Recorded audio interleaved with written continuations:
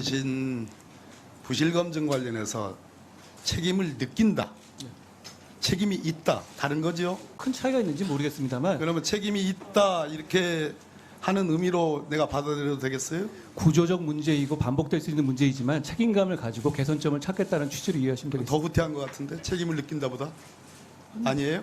해석하시면 되겠습니다. 예, 좋아요.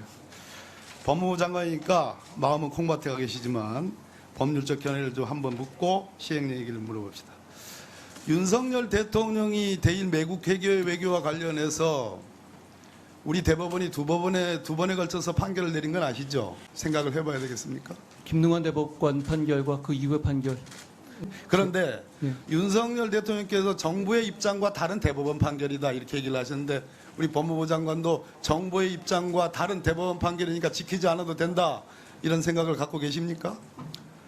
저는 그 대법원 판결 관련해 가지고 짤막하게 한번 예, 짤막하게 말씀드리겠습니다. 대법원 판결 관련해 가지고 관련 수사를 했던 사람이니까 내용을 잘 알고 있고요. 예. 거기에 대해서 판결은 당연히 존중돼야 되는 문제라고 존중돼야 생각합니다. 된다. 대통령과 생각이 다르시네요. 대통령께서 자, 그 취지에서 문제가- 어떤 취지로 말씀하셨는지는 제가 잘 모르겠습니다. 법무부 장관이 제일 가까우신 분인데 그 대통령 말씀을 잘 알아듣고 늘 체크를 하셔야지 모른다 하면 되겠어요. 자, 개인적으로 가깝다고 알겠어요. 말씀하시는 건 적절하지 않고요. 일본 법원이 말이에요. 한일 합방에 따라 조선반도를 일본의 영토로 해 그 통치하에 두었고, 즉 한반도를 자기네 땅으로 두었고, 당시 법제에서 국민징용령, 즉 일제징용령을 얘기합니다. 에 기초한 징용은 불법행위를 할 수 없다. 일본 법원이 이렇게 판단했어요. 처음 듣는 얘기죠? 저희 국민의 생각과 국민이 갖고 있는 어떤 확신과 다른 이야기입니다. 그렇기 때문에 우리 피해자들이 대법원에 소를 제기한 거고 법원에 소를 제기했고 대법원에서 하급심과 다른 판단을 두 차례에 걸쳐서 낸 겁니다. 그래서 대법원 판결은 존중돼야 될 뿐만 아니라 지켜져야 된다. 그런데 이번에 정부의 방침은 그러한 대법원 판결에 정면으로 위반된다. 산권 분립의 위배다. 저는 그렇게 생각하는데 바로 답이 안 나오시겠네요. 뒤에 아닙니다. 바로 답을 해보세요. 드리겠습니다. 예. 제 의견을 들으셨어요 방금? 예, 첫째로 제가 그 양승태 전 대법원장 등이 관여된 당시에 사법행정권 남용 사건에서 그 사건에 정부가 개입하려 한 부분을 제가 엄히 보고 알아요. 수사한 거 영장까지 알고 쳤던 있어요. 사람입니다. 네. 그러니까 저는 대법원 판결과 거기에 독립성을 대단히 중시합니다만 그렇지만 대통령의 결단은 어떤 미래로 가자는 대승적 판단으로 저는 이해하고 있습니다. 똑같네요. 그걸 넘어서는 차원에서 제가 더 말씀드릴 부분은 자, 없습니다. 시행령 얘기해 봅시다. 각하에서 실질적인 판단이 없었다고 보는데 우리 장관께서 검사가 아니다. 일단 첫째, 지휘감독권에 관한 규정도 아니다.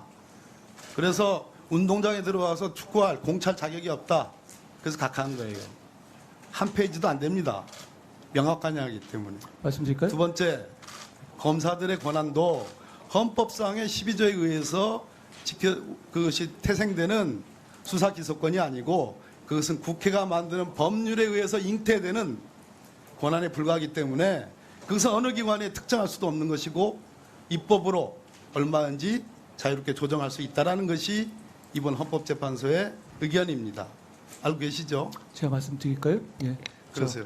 예, 한 네 분의 30초만 해보세요. 네 분의 의견이 달랐다. 그리고 장관과 검사의 헌법적 권한이 있다는 걸 인정했다는 부분도 좀 중시해야 될 것 같고요. 그리고 다수 의견도 헌법상 규정된 권한이 아니라고 말하기 어렵다는 취지도 되어 있다는 점도 있습니다. 그런데 중요한 것은 이 쟁송은 검사의 권한을 확인하기 위한 것이 아니라 국민을 범죄로부터 보호하기 위해 한 것입니다. 그러기 위해서 실질적인 답을 들을 수 있는 여러 가지 청구인으로서 청구했던 것이고요. 좋아요. 오히려 국민들께서 답을 듣지 오늘 못해서 상당히 장관께서 안타깝게 생각하실 것 같습니다. 오늘 장관께서 마약, 조폭, 마약, 깡패, 위증무고 이런 것만 얘기했는데 더 얘기할 수도 장관의 있습니다. 시행령으로 원상 회복한 수사권 중에 왜 직권남용이나 허위공문서 작성이나 일부 선거법 위반 범죄는 왜 얘기 안 하십니까? 부정부패인 선거법 위반을 수사하면 안 됩니까? 왜 안 됩니까? 역시 질문에 질문으로 답을 하시네. 아니요, 좋아요. 전 답입니다. 자, 그러면 장관께서 감사하고 존중한다고 하는 그 장관 편을 들었다고 보는 4명의 헌법재판관 중에 3분의 재판관들이 장관은 수사권을 달라고 하는데 이분들이 헌법 12조에 의해서 검사의 수사기소권이 헌법적 권능이라 하더라도 그것은 수사권을 위한 권능이 아니라 인권의 옹호자, 적법 절차의 통제자, 사법 통제의 주재자로서의 검사의 지위를 얘기한 것이 제가 장관할 때 당연히 저도 제가 장관할 때 공감하는 들어보세요. 말입니다. 들어보세요. 제가 장관할 때 노다지 하는 얘기입니다. 근데 장관은 주구장창 수사권만 얘기하는 거예요.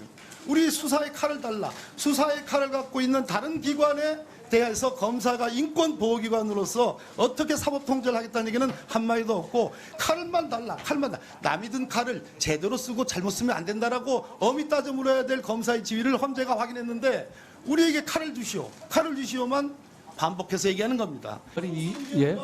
고발인 이의신청권 같은 경우 폐지 같은 경우는 경찰 단계에서 수사가 종결됨으로써 나올 수 있는 인권 피해, 국민의 인권 피해를 검찰이 리뷰할 수 있어야 한다는 취지입니다. 제 취지가 뭐가 다릅니까? 저는 이 점에 대해서는 지금 위원님과 제가 다른 말씀을 하고 있지는 않다고 생각합니다.